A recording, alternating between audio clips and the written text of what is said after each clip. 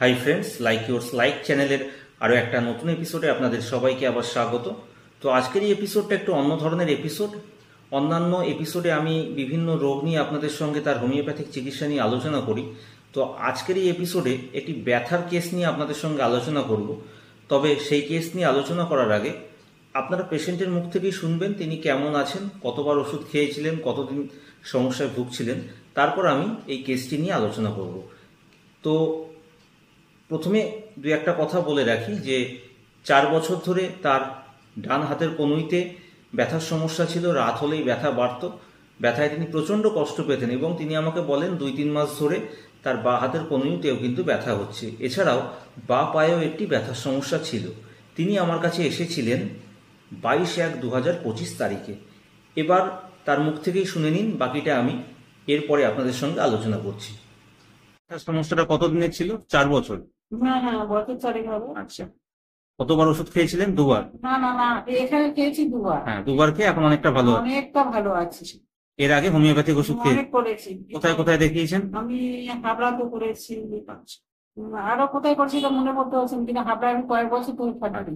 ঠিক আছে, আমার কোনো কিছু পরিবর্তন কিন্তু এখানে 2বার খেয়ে অনেকটা ভালো। হ্যাঁ, অনেক ভালো। তো আপনারা পেশেন্টের কাছ থেকেই শুনলেন যে 4 বছর ধরে তার এই ব্যথার সমস্যা, কিন্তু তিনি মাত্র 2বার আমার কাছে ওষুধ খেয়েছিলেন এবং খাওয়ার পরে কিন্তু এখন অনেকটাই ভালো আছেন। তো এক্ষেত্রে একটা কথা বলি, এই যে পেশেন্টের ভিডিওটি, এটি কিন্তু তার অনুমতি নিয়েই করা, তার সম্মতি নিয়েই করা। কিন্তু পেশেন্টের স্বার্থেই এখানে কেস নিয়ে আমি আলোচনা করছি না। তবে একটি কথা বলবো, এক্ষেত্রে আমি পেশেন্টকে প্রেসক্রাইব করেছিলাম অরাম মেটালিকাম 200 4টে ডোজ। তিনি 22/1/2025 তারিখে এসেছিলেন এবং তার 2 সপ্তাহ পর আমার কাছে আরেকবার আসেন, তারপর আর আসেননি। আজকে তিনি এসেছেন আমার কাছে 16/6/2025 তারিখে অন্য একটি সমস্যা নিয়ে। আমি পেশেন্টের স্বার্থেই সেই বিষয়ে আলোচনা করছি না। তো ভিডিওটি করার আরও একটি উদ্দেশ্য হলো যে ব্যথার সমস্যা হলেই কিন্তু আমরা রাস্টক্স, ব্রায়োনিয়া, মেডোরিনাম, কস্টিকাম, হাইপারিকাম, রুটা, লিডাম এই জাতীয় আরও বিভিন্ন ওষুধের কথা ভেবে ফেলি।